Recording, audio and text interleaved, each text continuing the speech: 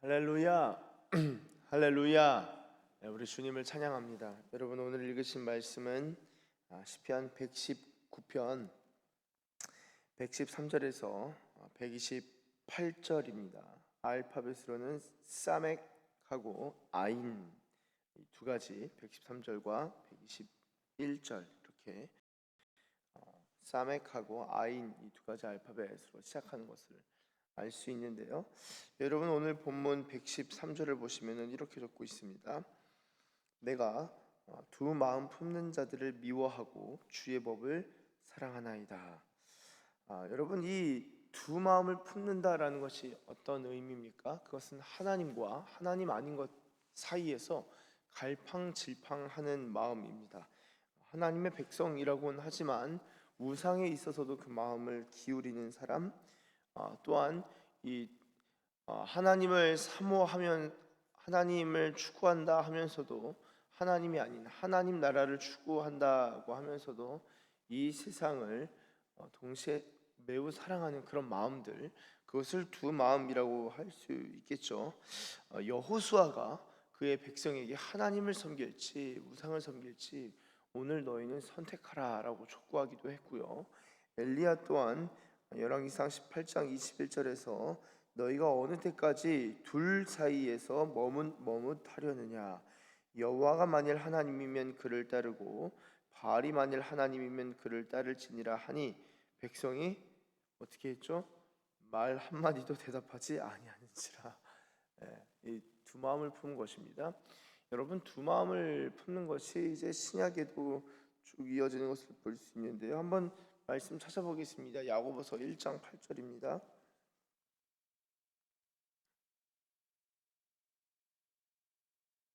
자, 야고보서 1장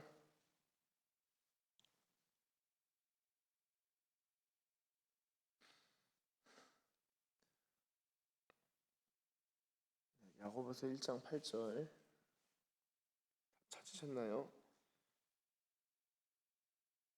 네, 한번 같이 읽겠습니다. 시작. 두 마음을 품어 모든 일에 정함이 없는 자로다. 아멘. 여기서의 두 마음은 어떤 것입니까? 믿음과 의심, 그 두 가지를 의미합니다. 그래서 앞서 보시면은 6절, 오직 야고보서 1장 6절입니다. 오직 믿음으로 구하고 조금도 의심하지 말라.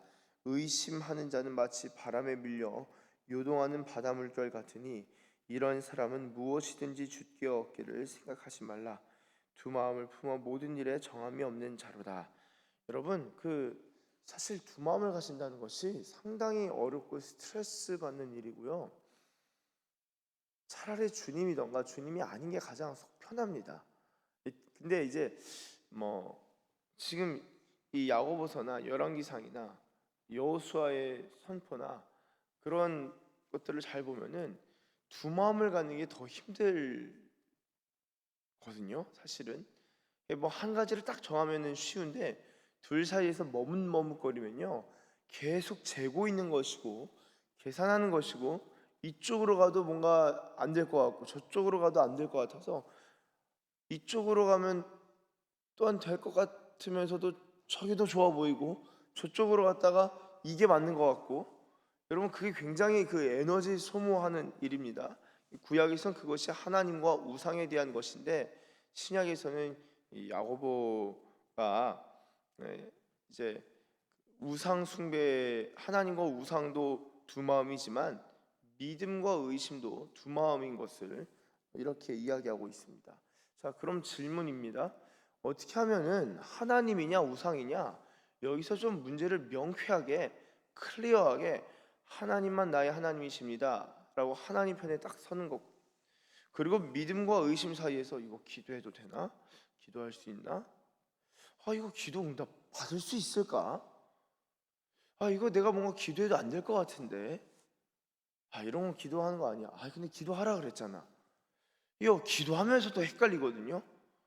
명쾌하게 이거는 기도하고 이건 주님이 반드시 응답해 주실 수 있어 라고 어떻게 하면 깨끗하게 정리할 수 있을까요? 방법이 있습니다. 그게 뭐냐? 말씀을 깨닫는 거예요. 말씀을 사랑하는 거예요.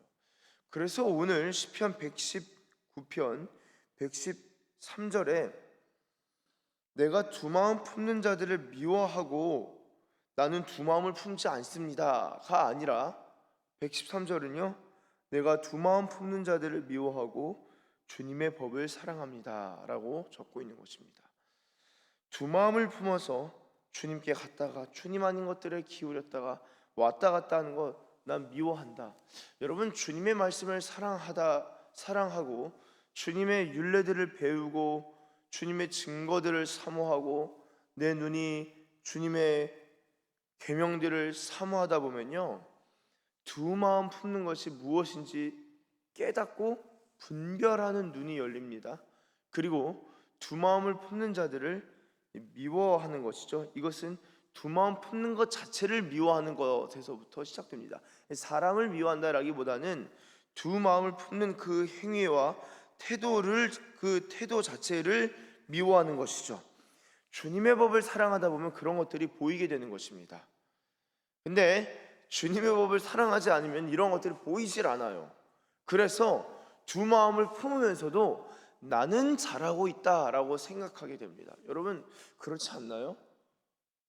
우리가 주님을 사랑하지 아니하면요 주님의 법과 주님의 말씀을 사랑하지 아니하면 이 주님이 아닌 것들에 대한 마음이 자꾸 기울여지는데, 주님의 법을 사랑하면은 주님을 사랑하게 되고, 주님을 사랑하고 주님을 사랑하게 되면 주님에 관한 것들을 사랑하게 되고, 어제 말씀 나눈 대로, 그리고 주님에 관한 것들을 사랑하게 되면 주님의 속하지 아니한 것들을 사랑하지 않게 됩니다. 이게 중요해요. 그래서 제가 늘 말씀드리는 것 중에 하나가 영적 선순환 원리가 주님 말씀 사랑할 때 이루어지게 됩니다. 주님 사랑하면 은혜를 받고 복을 받아요. 저 은혜를 받고 복을 받으면 주님을 더욱 사랑하고 경외하게 됩니다. 근데 두 마음을 품는 자는 이도 저도 안 됩니다. 주님이 자꾸 한 마음을 품을 수 있도록, 오직 한 마음으로 갈 수 있도록 그쪽으로 향하는 마음들을 끊어내십니다. 그렇죠? 끊어내시는 게 내가 스스로 회개하고 돌이켜서 주님 편으로 설 수도 있고, 주님이 여러 상황과 어떠한 징계와 채찍과 이 인생의 매를 드셔서 나를 주님 편으로 돌이키게 하실 수도 있는 거죠. 그렇게 주님이 돌이키신다, 상당한 복입니다. 인생의 고난이 있는 것이 주님이 나를 사랑하신다는 증거가 될 수 있어요. 여기서 좀 조심스러운 이야기지만 우리가 고치지 못할 병에 걸리는 것, 결국에는 암에 걸려서 죽는 것도 정말 주님을 사랑하는 눈이 열리면요 그것이 하나님이 나를 사랑하신다는 증거로 볼 수 있습니다. 하나님을 사랑하는 사람들은 자신에게 주어진 이해할 수 없는 고난과 그리고 이해할 수 없을 아주 고통스러운 병조차도 하나님이 나를 사랑하사 더욱 순결한 마음을 주시고자 육신을 약하게 하셨구나라는 고백들이 드려지는 것을 우리는 여러 하나님의 사람들의 고백과 간증을 통해서, 역사적 기록을 통해서 알 수 있죠. 자, 그래서 우리가 이 역사적 기록, 그러니까 영성가들이나 중세의 신비가들 같은 경우에는요 주님을 사랑할 때 이 고행을 어떻게 했냐면은 이 채찍이 있어요. 채찍으로 셀프 채찍질이라고 있습니다. 이거를 이렇게 합니다. 이쪽을 한 대 때리고 저쪽을 한 대 때리고 등을 치는 거예요. 그렇게 해서 중세 때는 육체에 대한 고통과 육체를 약하게 해서 영을 초탈하는 것, 초월자를 만나는 것, 그런 신비가들도 있었어요. 뭐냐? 하나만 생각하려고, 한 가지만 추구하려고 이 육체를 약하게 하는 거예요. 금식도 마찬가지입니다. 그런 것들이 두 마음 품는 내 마음 가운데 두 마음 있는 것들을 계속 내어 버리고 주님만 추구하는 마음을 어떻게 보면 이 고행이라는 것, 극단적으로 표현하는 것도 있었던 것이죠. 여러분, 다시 시편의 기자는 두 마음 품는 그 자체를 미워하고 주님의 법을 사랑하는 것을 알 수 있습니다. 제가 야고보서 1장을 읽었는데 야고보서 4장 8절도 이 두 마음에 대해서 이야기를 하죠. 하나님을 가까이 하라. 그리하면 너희를 가까이 하시리라. 죄인들아 손을 깨끗이 하라. 두 마음을 품은 자들아 마음을 성결하게 하라. 여러분, 두 마음을 품는 것은 회개해야 될 것입니다. 주님을 사랑하면은 두 마음을 제하게 되는데, 우리가 주님을 사랑함으로써 하나님께서 순결한 마음을, 순수한 마음 주시기를, 저와 여러분들에게 주시기를 소망합니다. 이 두 마음을 품는 자들을 미워하고 주의 법을 사랑하나이다. 여러분, 그리고 이어지는 말씀에 쭉 보다가 이 주님의 말씀을 사랑하고 소망한다라는 말씀들이 쭉 이어지다가 120절에 이렇게 적고 있습니다. 내 육체가 주를 두려워함으로 떨며 내가 또 주의 심판을 두려워하나이다. 여러분, 내 육체가 주를 두려워함으로 떤다. 나의 마음이 떠는 것이 아닙니다. 내 육체가 떠는 것입니다. 어떠세요? 그 육체의 떨림, 주님을 향한 그 두려움과 경외함이 있으십니까? 욥기 4장 14절에 이렇게 적고 있습니다. 두려움과 떨림이 내게 이르러서 모든 뼈 마디가 흔들렸느니라. 자, 하박국 3장 16절, 내가 들었으므로 내 창자가 흔들렸고 내 목소리로 말미암아 내 입술이 떨렸도다. 무리가 우리를 치러 올라오는 환난 날을 내가 기다림으로 썩이는 것이 내 뼈에 들어왔으며 내 몸은 내 처소에서 떨리는도다. 이 육체의 떨림에 대해서 성경이 이곳저곳에서 적고 있는데요, 제가 한 번은 밤에 자기 전에 였습니다. 자기 전에 어떤 주님이 영적인 경험을 허락해 주셨어요. 그래서 자려고 이제 누웠는데 잠이 안 온다 뒤척이다가 어떤 아주 순간적으로 눈을 감고 있는데, 저는 자려고 이제 잠이 안 오니까 눈을 감고 있는데 뭐를 하여튼간 뭘 보게 됐어요.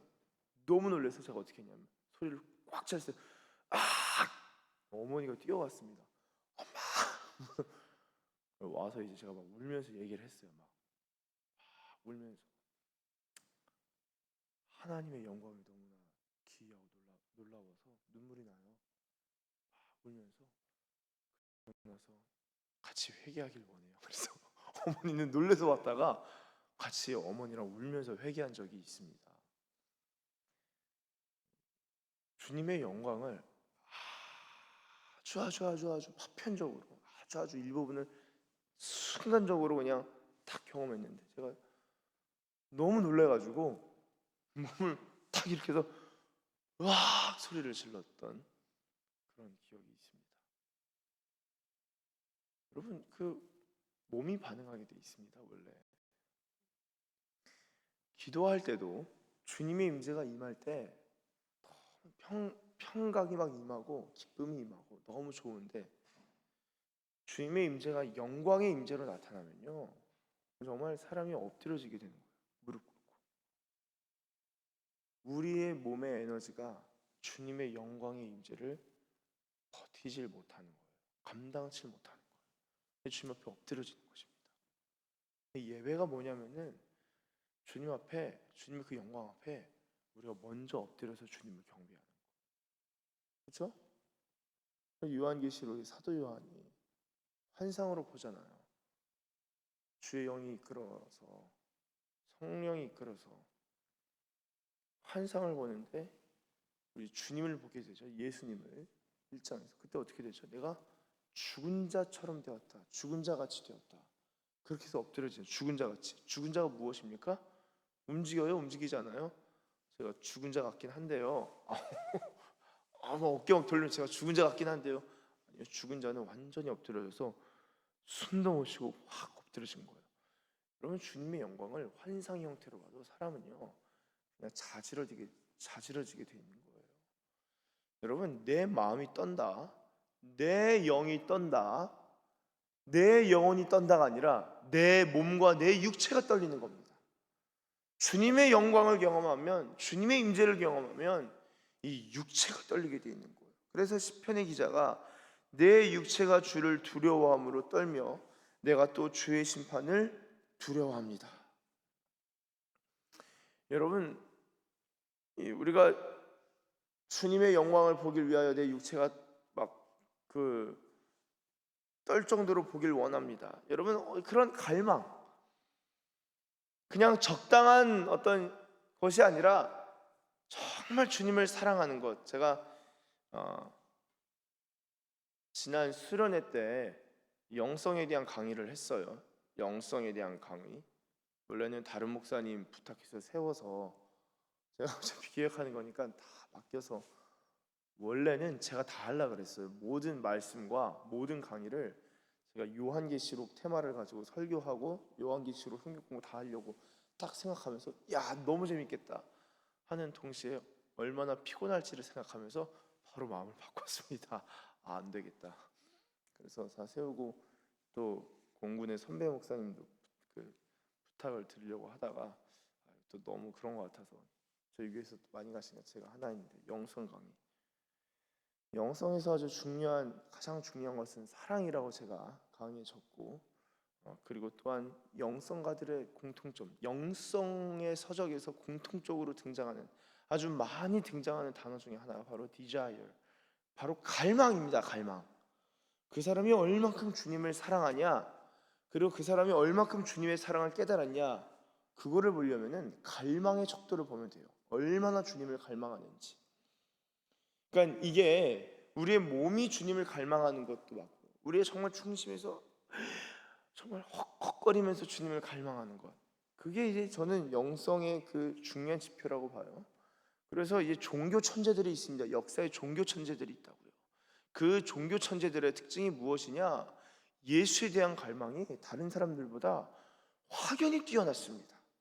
여러분, 우리가 뭐 세기의 한 획을 긋는 영성가가 될 필요는 없습니다만, 여러분, 그 영성가들만이 주님의 사랑을 경험하는 그들의 어떤 전유물인가요? 그거 아니죠.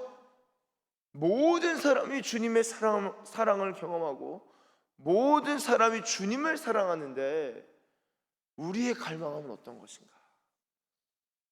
저는요, 이 정말 복된 교회, 복된 성도님들을 보면요, 이 재물의 문제도 아니고 이 세상 권세의 문제도 아니고 어떤 갈망함이 있는가, 그 마음의 중심에 어떤 갈망함이 있는가, 예수를 향한 갈망함이 큰 분들을 만나면은 저는 제 마음이 상당히 기뻐요. 그리고 너무 그러한 분들을 만나고 교제를 하면 너무나 기쁩니다. 예수 사랑하는 분들하고 예수 사랑하는 분들의 고백과 간증을 들으면은 너무나 복돼요. 근데 뭐 잘 나가고 성공하고 고난했다가 뭐 2배로 잘 됐습니다. 좋은데 귀하죠. 주님이 하신 건 맞지만 예수님을 향한 갈망이 없는 채로 그런 간증을 한다? 재미없어요. 무미건조해요. 안 하니만 못해요. 여러분, 예수님을 향한 갈망이 정말 저와 여러분들 가운데 용솟음 치시기를 예수의 이름으로 축복합니다. 갈망이 있어야 돼요. 내 육체가 떨리는 거예요. 다른 게 아니라 내 육체가 주님을 두려워함으로, 주님을 경외함으로 떨고, 주님의 사랑이 너무나 간절해서 갈망함이 있어서 내 몸으로 주님을 사랑하게 되는 것입니다. 그게 120절이에요. 여러분, 123절도 마찬가지입니다. 123절 한번 같이 읽어볼까요? 시작. 내 눈이 주의 구원과 주의 의로운 말씀을 사모하기에 피곤하니이다. 아멘. 자, 127절 같이 읽습니다. 시작. 그러므로 내가 주의 계명들을 금 곧 순금보다 더 사랑하나이다. 아멘. 금을 좋아하죠. 누가 안 좋아합니까? 그런데 그것보다 훨씬 더 사랑한다는 거예요. 주님의 계명들을.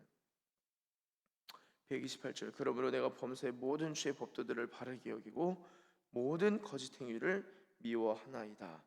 아멘. 여러분, 사랑이 무엇입니까? 사랑은요, 불의를 행하지 아니하는 겁니다. 진리를 기뻐하고 불의를 행하지 아니하는 것, 그 고린도전서 13장이죠. 사랑은요, 진리를 사랑하는 것으로 끝나지 아니하고 불의를 미워하는 것을 포함하는 것이 사랑입니다.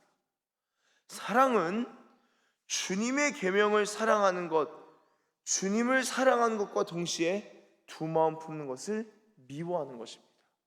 진리를 사랑하고 불의를 미워하는 것, 그것이 사랑일진데, 우리가 주님을 온 마음 다해 주님을 사랑하고 또한 온 마음 다해 죄와 불의를 미워하는 그러한 하나님의 말씀이 우리 가운데 충만하고 주의 말씀의 빛이 저와 여러분들의 심령 가운데 강력하게 비추어서 주님을 갈망하는 마음들이 솟아나고 주님을 사랑하는 마음들이 정말 크게 부어지고 주님의 사랑을 깊이 깨닫는 사랑의 사람, 말씀의 사람들 되시길 예수님의 이름으로 축원합니다. 기도하겠습니다. 주님 감사합니다. 주님, 우리가 우리 마음에 두 마음 품는 것이 있다면 긍휼히 여겨 주십시오. 주님, 긍휼히 여겨 주사 오직 한 마음으로 주님을 사랑하고 경외하고 즐거워하는 주의 백성들 되게 하여 주십시오. 사랑이 진리를 사랑하고 비진리를 미워하는 그 두 가지를 다 포함하는 것일진데, 주님, 우리가 진리를 사랑하고 불의를 용납하는 자들이 아니라 비진리 불의를 미워하는 자들 되게 하시고 주님을 더욱 사랑하고 사랑함으로 주님의 사랑을 더욱 깨닫고 경험하고 경험할수록 우리가 말씀의 사람으로 사랑의 사람으로 성장해 갈 수 있도록 성령 하나님 우리를 인도하시고 지도하여 주시옵소서. 우리의 마음으로부터 주님을 사랑할 뿐만 아니라 우리의 육체가 주님을 경외함으로 떨며 경배하는 하나님의 사람들 다 되게 하여 주시옵소서. 주님의 말씀만이 우리로 오직 한 마음을 품게 하는 것인 줄로 믿습니다. 말씀을 사랑하고 읽고 묵상함으로써 주의 말씀에 더 가까워지는 말씀의 사람들 되게 하여 주시옵소서. 감사드리며 예수님의 이름으로 기도드립니다. 아멘.